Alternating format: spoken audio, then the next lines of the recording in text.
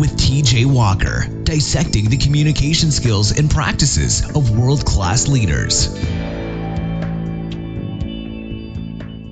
He's an expert on media training, crisis communications, but not in the U.S., not in Western Europe, on the other side of the world. Pete Burdon joins us today from Christchurch, New Zealand, where he's a media training practitioner. He works with major corporations, governments. He's also the author of Media Training for Modern Leaders, an excellent text. I do recommend it. Pete Burdon, thanks for joining us today. Thanks for having me, TJ. So, Pete, how is media? You follow the U.S. I mean, I hate to sound egotistical, but it is true. Those of us in the U.S. often follow just U.S. politics.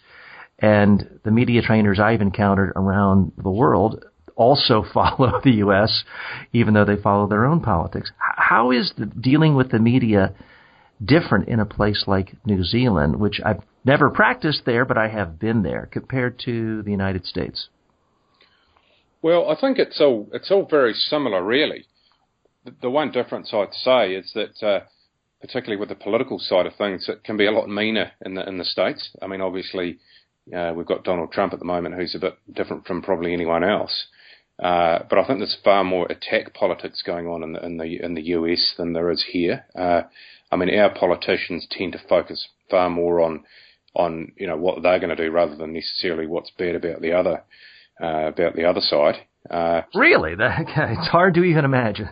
Yeah, I think that's not overly surprising, is it? But that is definitely a major one. I think the rest of it, though, I mean, it's all very much the same. I mean, the process the media works under is the same. I think you've got far more, your media is far less, circumspect than ours. I mean, I think your media, with your freedom of the press and all those sorts of things going on, the media probably has a slightly bigger reign in the States than it does in the rest of the world. In your book, Media Training for Modern Leaders, what's new there? What really stands out that the typical business executive hasn't heard before? Because if they're savvy leaders, they've probably heard the basics of smile on camera, don't say anything stupid off the record. What else do you teach them? Well, the unique part of the book is that at the end of every chapter, I have a section on how things have changed in the digital age. And that's things like, for example, when you're creating your media message, nowadays, you've got to basically have your 3 points and done in 25 seconds. The time you have to reply to media is basically half an hour now, whereas it used to be you just needed to worry about tonight's news, TV news or tomorrow's newspaper. So when there's a major issue, you've got to get back to the media straight away rather than just going back to them before their deadline that a lot of media trainers tell their clients.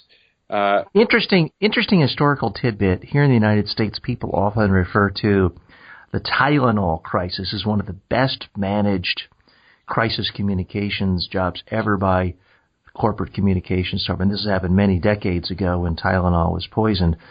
But the thing everyone forgets now is they took more than 24 hours to respond to the media. These days, your company would be rolled up and shipped out to sea if you waited 24 hours to respond. Yeah, that's right. I mean, it's just totally different. And I mean, as I've seen you talk about a lot on your YouTube channel, I mean, there's been so many crises over the last even 6 months where they've just dealt with it terribly and they haven't come out as they've needed to. Because, as you well know, the problem is that the media will write their story in about half an hour, if not less, and then they'll send it through all their social media channels. And then if you're not in that story, all it says is you couldn't be contacted or you refused to comment or something, and then you get hammered on social media. So you've got to get back straight away and you've got to have a plan in place. And that's something most people, in my experience, don't understand. And that's a huge difference now with the media. How do you make that and certainly you have a great country and a very prosperous economy, high standard of living. But I have noticed when I do trainings around the world, in smaller countries, people often use that as an excuse to not take media training seriously, to not budget money for this sort of training. What's your experience being in a media market the size of yours? I find that there's actually a lot of my clients. I have to like educate them to what media training even is sometimes. I mean, a lot of people don't seem to even know that it's available out there. I mean, just about every leader I deal with has some fear of the media, and a lot of them don't even realise that media training is out there available for them. So that's the thing I find the most surprising. Who are some of the superstars that we might not have heard about in New Zealand? I mean, who's the most famous, well-respected person as a speaker and as a communicator? Well, our Prime Minister at the moment is very good. I mean, in fact, him and Barack Obama are quite good friends. I mean, he had a round of golf with them, I know, about a year ago, because our Prime Minister has a house in Hawaii. He is very good at getting his message across. And he's fantastic at it because, even as I know a lot of the things you talk about, TJ, he dresses up his points into really interesting sound bites. Like he uses analogies with our national rugby team, the All Blacks, so often to get his point across, and it works every time. And I use that a lot in my trainings as an example. Your neighbor to the north, Australia, does get a fair amount of media attention in the world press, and that seeps into the U.S. press. What do you think of their coverage when it comes to the refugee crisis and other recent international crises? Well, I think they've got a bit of work to do there, really. I mean, like, we like to see ourselves as quite a humanitarian country, and I think Australia, to some extent, does too. But they have got a few things going on that they really need to look at there, and that's something that is quite big over here, and it is quite a political issue, even though it's not necessarily going on in New Zealand, because there is some talk about, what we should be doing. Should we be pushing Australia to deal with it differently? Should we be pushing to take some of these refugees? So that becomes a bit of an issue for us as well. The name of the book is Media Training for Modern Leaders. Our special guest today, Pete Burdon. His website is mediatrainingnz.co.nz. Pete, thanks for being our guest today. Okay, stop. That was sort of a typical 6-7 minute interview that you might get if you're on a local national talk radio show, TV show. Now, we come to the portion of the show where we kind of step back and analyze it. Pete, what were you trying to do in that interview? You've done other interviews promoting your book. How do you figure out what your key message points are and how to make it work with an audience? Are we not on now, TJ? Oh, no, we're on. Oh, sorry. This is the part of the show, the real meat of the show, where we're actually analyzing what we do. This is what our listeners crave the most. So this is actually the more important part of the show. Okay. Well, look, basically, when it comes to working out what you want to do, you basically... And I apologize. Time out 1 second. Let's use this as a learning moment. Folks, I'm the host of this show and the producer of this show. That was not a mistake on Pete's part. I could take the easy way out and edit that out, but I want to use this as a learning experience. That was my fault. I didn't alert him to this segment of the show. Now, I have typically emailed all of our guests about the format of the show and that this was coming, and it just now occurred to me that I did Pete a disservice by doing that. But let's use that as a learning moment for the show. Okay, Pete, I'll let you pick up from there. No worries. Look, basically, when it comes to any interview, or whether it be a quick one with the media, for TV, whether it's something long like this, basically, it's all about working out what I want to get across, and then also working out what your listeners want to hear, okay? And then it's basically just focusing on those things throughout. Now, you come to this from a long time experience on all sides of the microphone. You've been a print journalist, you've been an electronic journalist, you've been a government press secretary, you've got a master's degree in journalism. So you have an extraordinarily well-rounded background from all of this perspective. How has that shaped your perspective? Because I've noticed that that, for example, when someone is just a TV journalist for 20 years and then they hop into media training, they tend to spend all their time just telling executives to not say things that are annoying to journalists. Well, that's only a part of the puzzle. That's really only one part of it, and you do a disservice by just telling people what to avoid. How have your experiences fused together to give you your training philosophy when it comes to working with CEOs, politicians, and others? Yeah, well, that's a really good point, and I agree. I think having that, being on both sides of it, is really important, because I have run into journalists just like you're saying there, and basically they just always say, just tell the truth, just tell the truth, and there's not really much else to it. And while we're always we're not going to lie, and we're going to tell the truth as much as we can, I mean, it's a little bit more complex than that. And I mean, even when I was the press secretary, there were a few issues going on where we just could not say what was happening. Okay, that didn't mean we were going to lie, but it also meant that we couldn't tell the truth. So there are strategies you need around those sorts of things that I think you only understand if you've actually been in a high-stakes situation, whether, working for a government minister or a congressman or whatever it might be, because the role of a journalist is just to get a good story. Well, we want to get the good story, but we also want to get some points of ours out, and it's not always quite that plain and simple as journalists tend to think it is. And what's your advice to clients who want to say no comment, because it is a touchy area? Well, I always tell them never to say no comment, because those two words automatically make some people feel suspicious of why they said no comment. I mean, there's ways of saying no comment in far better ways.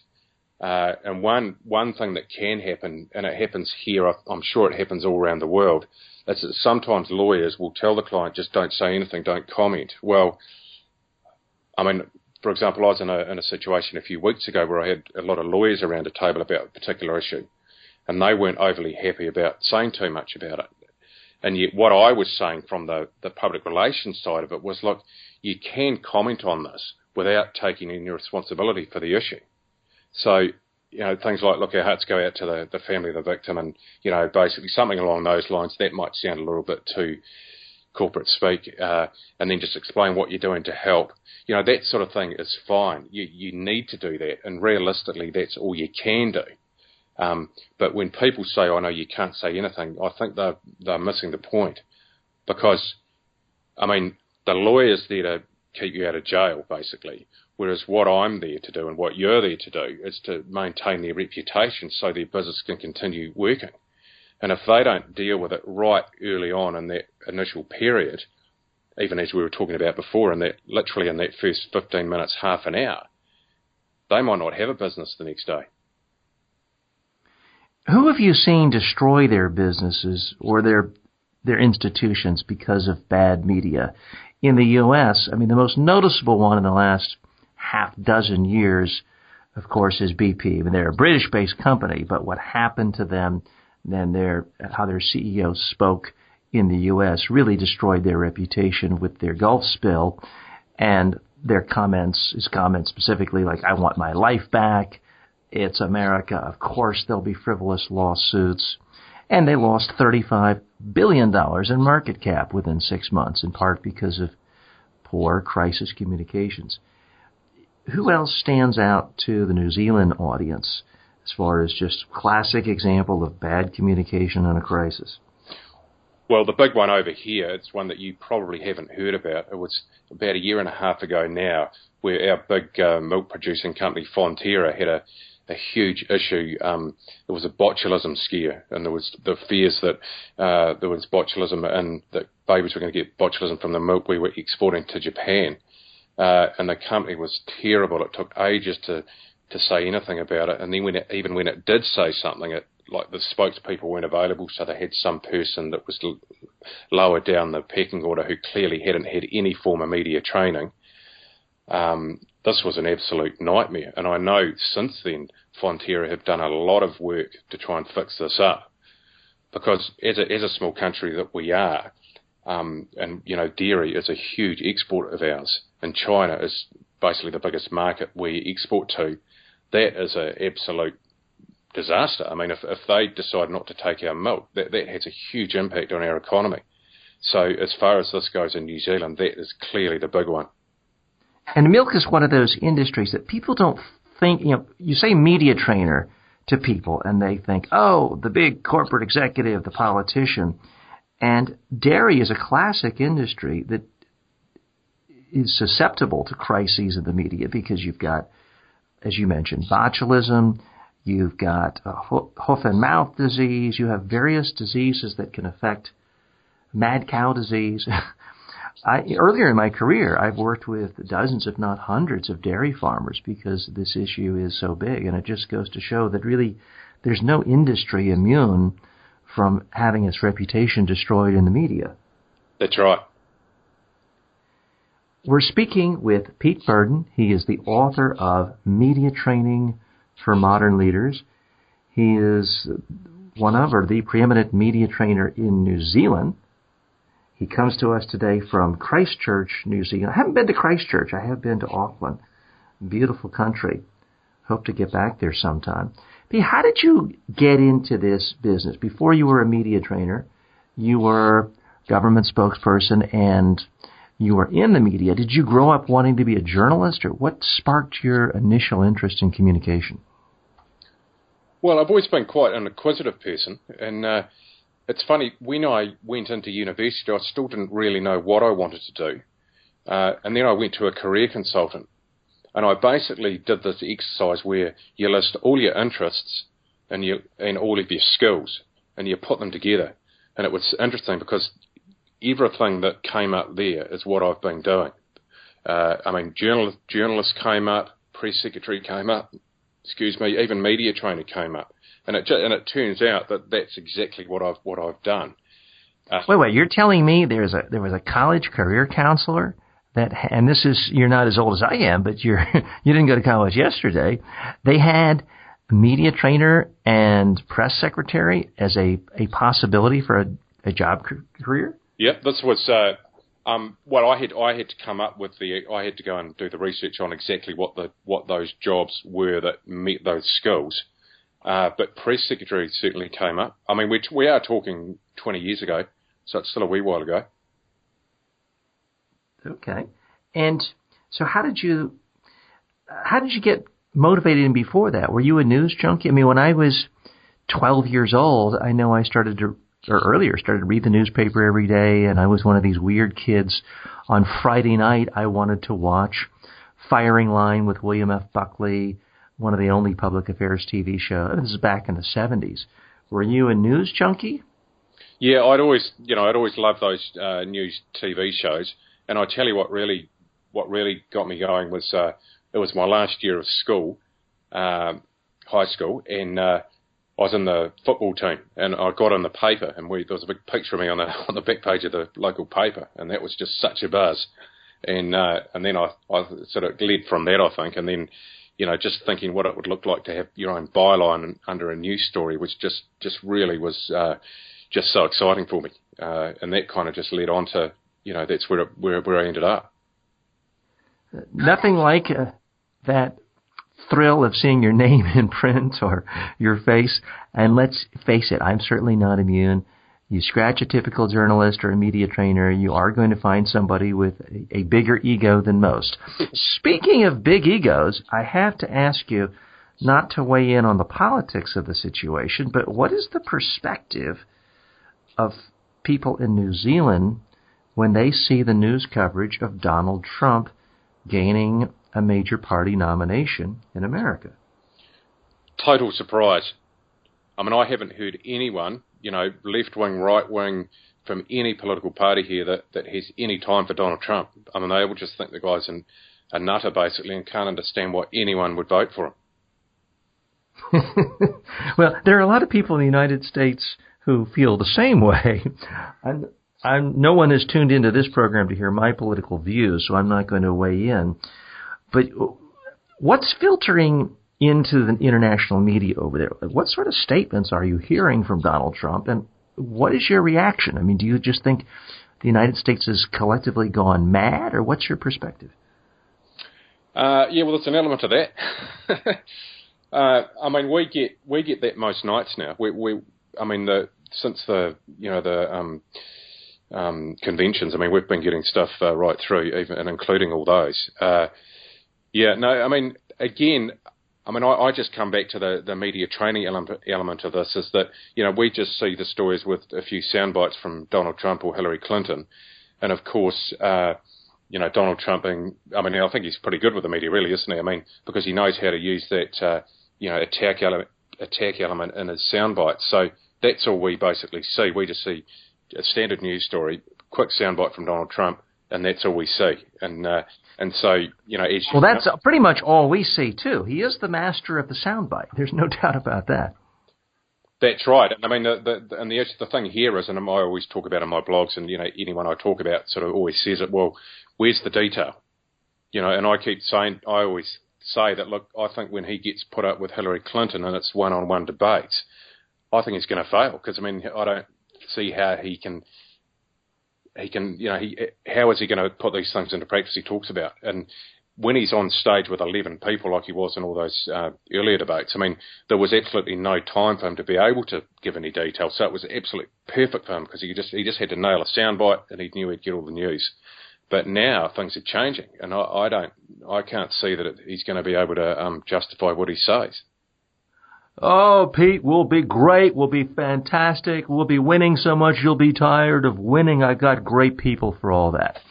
That's my lame Donald Trump impersonation. Not bad.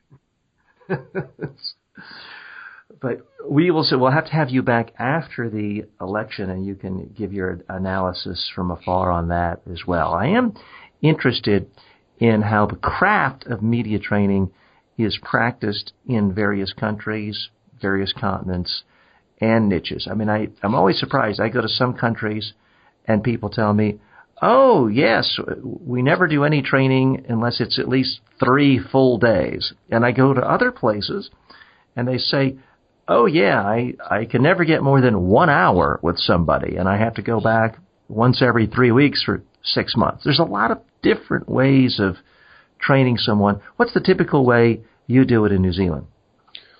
Well, I prefer to do it over a full day with anything up to 6 people, no more than 6 people. I try and do that because it's, as you well know, it's being on camera the most that counts. And if you're not on camera a lot during that day, it's a waste of time. I do know there are a lot of media trainers here that do half a day. And that's okay. I don't mind half a day, but you really only want to have about 2 people there for half a day. So it really does vary.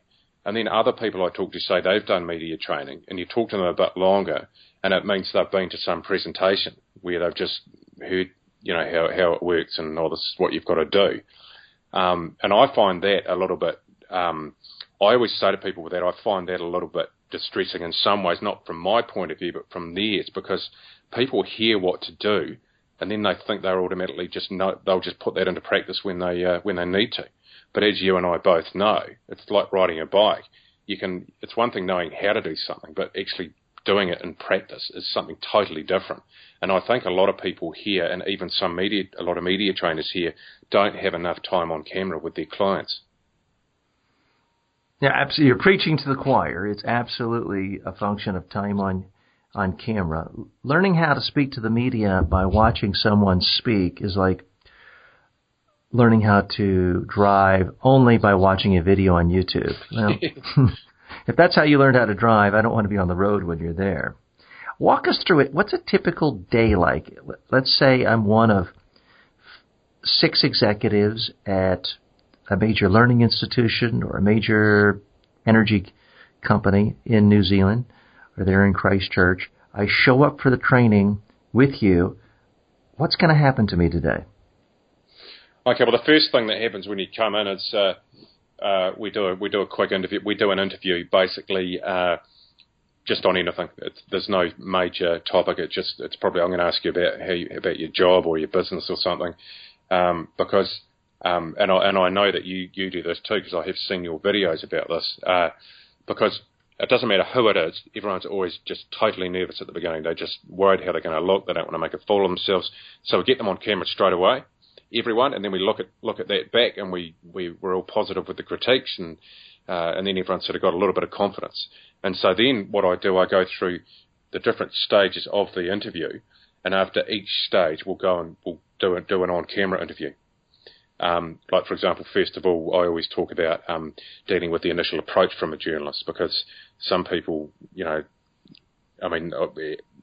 last thing you want to do is do an interview sort of right on the spot, and then it's how to deal with an ambush interview, that sort of thing. So we talk about that, and then I normally go in and I do another quick spontaneous interview, and I'm not telling them this, but it's actually about body language. And so we'll watch that one back, and we'll turn the sound down, and we'll have a look and see how they actually look, because as you know, body language is hugely important for TV and even radio, because it affects the tone of your voice to how you sound. So then we go through, we look at how to create a message. We'll do some exercise on creating messages. Again, we'll do some interviews on the message, and then we'll go through and we'll create some sound bites for that message, do some more interviews, and then I'll tell them about a number of traps they can fall into with the media, like repeating negative statements, all these sorts of things. We'll do some more interviews. And then a few times throughout that day as well, I actually get them to interview each other, because I think it's really important that they understand what it's like to be the journalist. And I find that I get a lot of different feedback from that. I mean, some people say it was easy. Some people say they hated it. They'd far rather be the person being interviewed. Because that's one thing I think people don't realise. Most people seem to think that media are out to get them, and that's it. But what they don't realise is that journalist needs to go back to the editor with a story, and they're going to go back with a story. So you might as well help them out, and you do that by dressing up your points into effective sound bites. But like you say, it's all about doing the stuff on camera. So you do need to know the theory behind it, but then you've got to put all that into practice. And I try not to do it all together. Like if we're doing an interview on just getting their message across, well, then I'm not worried about body language, because I think it's too much for people to be focused on all these things together, in a couple of hours. Focus on one skill at a time. That's right. I'm not going to ask you to give names, but can you share with us any experiences in training that it really didn't work well, or there was a problem? I mean, I had a training a few years ago, an executive at a high-tech company, and the in-house PR counsel was also asking questions for the sample press conference. He didn't like the questions. He started screaming, cursing at her, cursing her out, and crying uncontrollably. I've never seen anything like it. And once I was working with a prime minister of a Caribbean nation, and we were asking fairly straightforward questions. And he says, "That's a ridiculous question. I refuse to answer your question. Next question." Now, we shaped him up by the end of the day, but he clearly did not understand the premise at the beginning. Can you share with us any of your experiences with people who had a hard time in this? Well, there was one time a few years ago. It was actually a retirement village. I'm not sure what you call them over in the States. Basically, a place where old people go to, towards the end of their life. Retirement home, elderly assisted living facility, things like that. Sure. Yeah. Anyway, I was doing a thing with a few managers of these places, and one of them, when I was being the journalist, I was, as you do, sort of later in the day, I was being quite pushy with her. I was, trying to test her out on how she would deal with a, really tough interviewer. And she was I could see she was getting really, really annoyed. And every time I asked her another question, she looked really annoyed. And she literally, I thought she was going to throw a handbag at me, because she had a handbag beside her. and she was sort of holding it and stuff. And then afterwards, I said to her, "Look, you realise this is just mock. I'm not being real." And she sort of said, "Oh yes." And she was, but the rest of the day she was fairly she was so, she was so anti me, and it was quite funny, really. I mean, the others saw the humour in it, but she took everything I said totally personally. Because, I was saying that, look, this is your fault, the death is and, it's your retirement home's policies are all stuffed and, this sort of thing, and just to see how she would react. But she took it so personally that, but that's the only time I've ever had one like that. You get some where you get some sort of very weird answers that you sort of think, well, that's great you're doing media training, because if you said that on live TV, your government would fold, or your business would be at an end straight away, The perfect time to give a horrible response is in media training, when nobody else is going to see it in the real world. That's no right. doubt. And do you have any trainees, any clients who just still can't get over the nervousness? I'll never forget once I was working with a woman at a major oil refinery. And this was speech training, not public speaking training, not media training. And I did what I always do, had her stand up, give her introductory speech, just a short few words. She fell down, went into the fetal position, and started crying. She was just so nervous or scared. Different people react to the stress differently. Have you had anyone, maybe not that dramatic an example, but just really have difficulty with the nerves? Yeah, I mean, I do get that. I mean, most of them actually come across, they'll tell you they're really nervous, but it doesn't necessarily come across, and I think that's a big confidence issue for a lot of them. But no, there have been some that are absolutely. I mean, I've had people that are literally shaking. Not a lot, I must say, and there is a political. I won't say what the political party is here, but I do training for a candidate college for a political party here, and that involves about 30 odd people.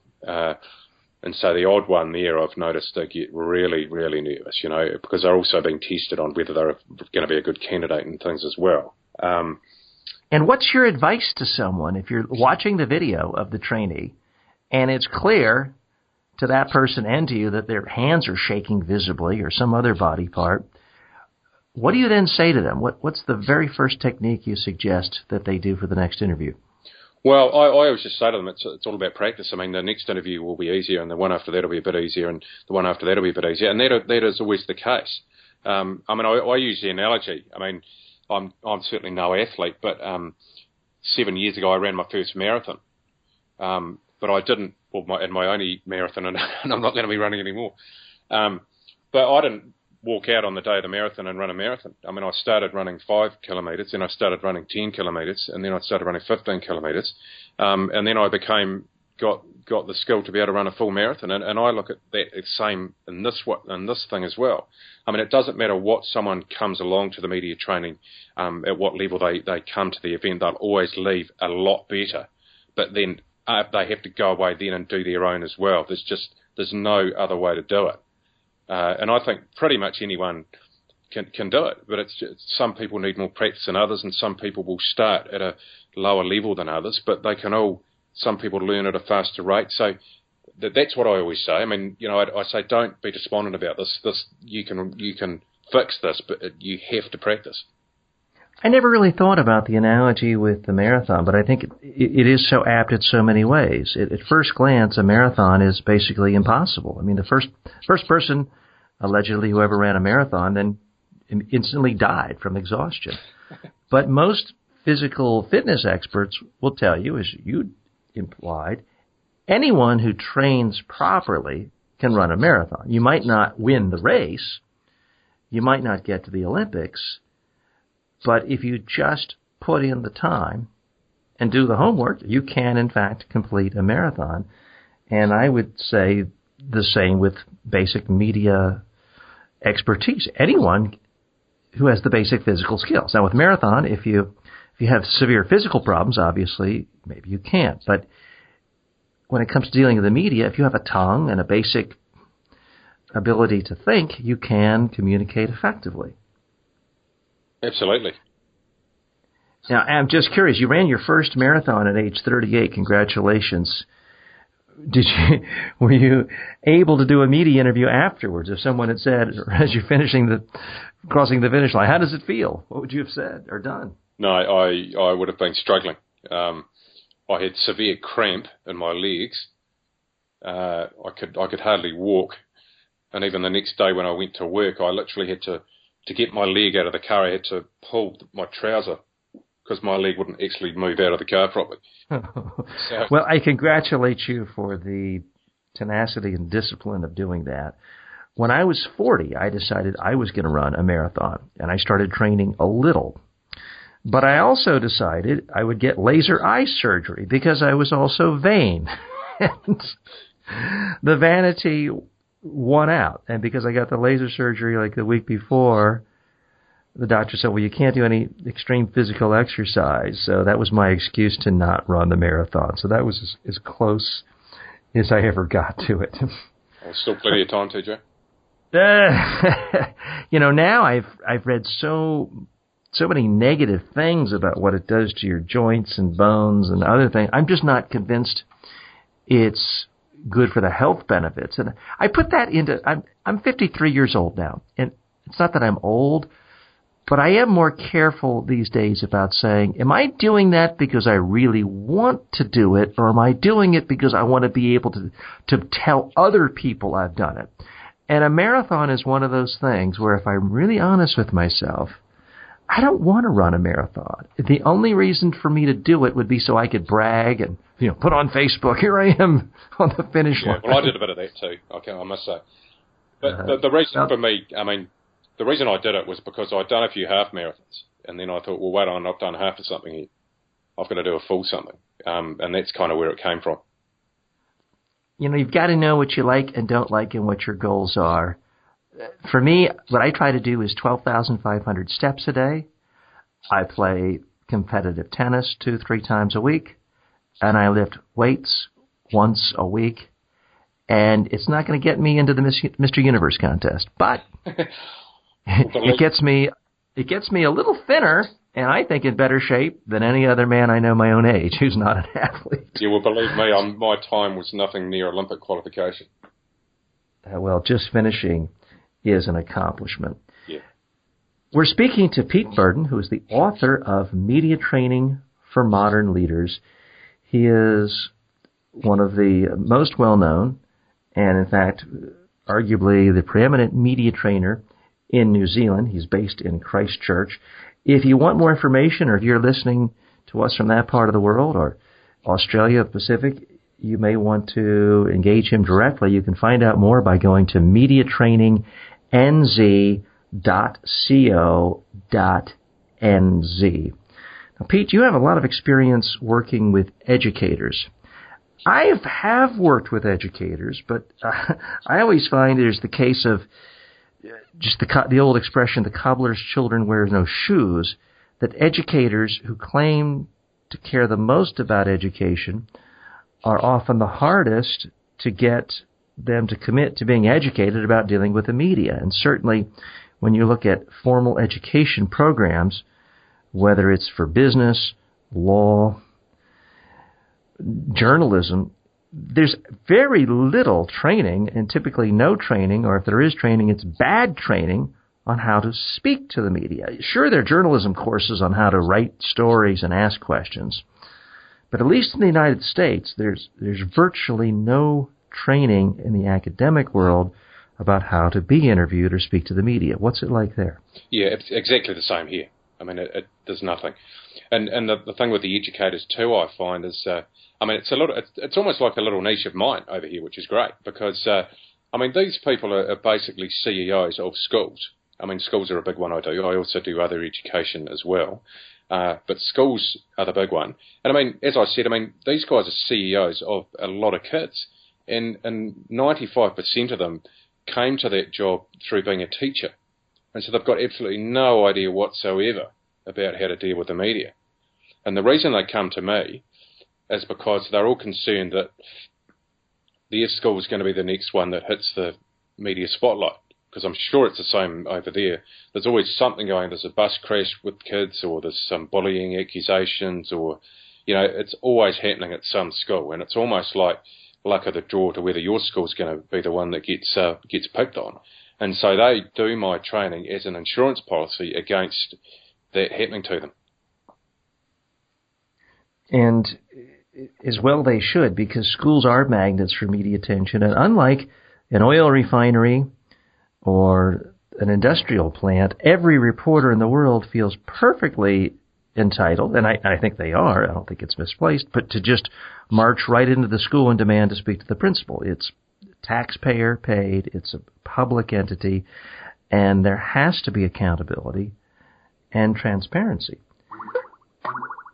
What is your advice to principals or CEOs of schools in this situation when they're so often put in a bind where something bad has happened, but they can't really talk about an individual student because there's presumably confidentiality for any one student. Well, then they just have to talk generically about the issue without actually talking about their kid. I mean, they'll talk about the policies they've got in place to deal with these issues. They'll talk about how the safety is vital for safety of the students is vital. And while those statements aren't overly attractive to the media, they need to be dressed up in ways that do make them attractive to the media. So again, that's like we were talking about earlier about not saying no comment. There are ways you can do that and give the journalist something the journalist can use, because that's the big thing here. The journalist needs the story, so you've got to give the journalist something, but you dress up your points. And again, very few people over here actually know how to dress up a point, and so that's when the journalist goes negative on them. And when you say juice, are you saying juice up a point to make it more interesting? Yes. As in turning it into a soundbite. How do you get politicians, executives, educators to really understand the difference between a message point and a soundbite? Because I find with my own clients, people confuse the two. They think it's arbitrary. They think it's a matter of luck of what gets quoted and what doesn't. It really is an education thing. I mean, like I've mentioned before, even a lot of the CEOs and people over here don't really understand the media training thing or what it's all about.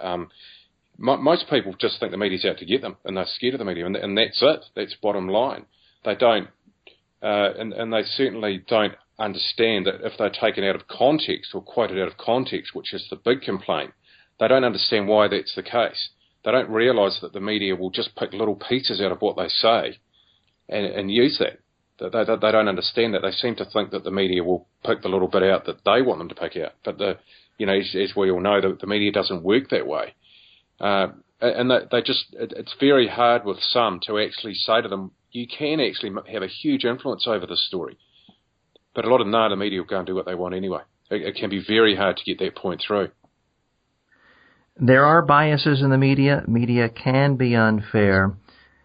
As I always stress to my own clients, there can be left-wing bias, right-wing bias, institutional bias, but the number one bias most reporters have is a bias in favor of anything interesting enough to get the story either published or on the air and not thrown away. And if you come into the interview with something interesting to say, then really everybody can win.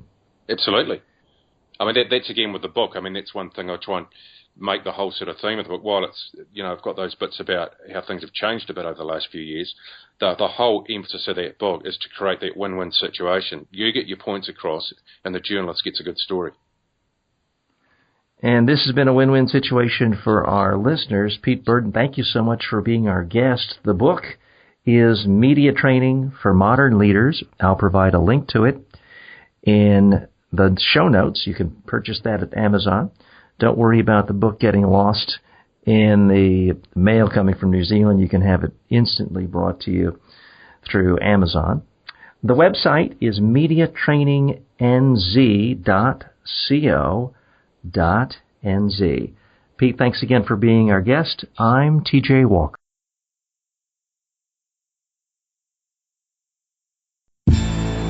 Thanks for listening to Speaking with TJ Walker, where the communication skills and practices of world-class leaders are dissected.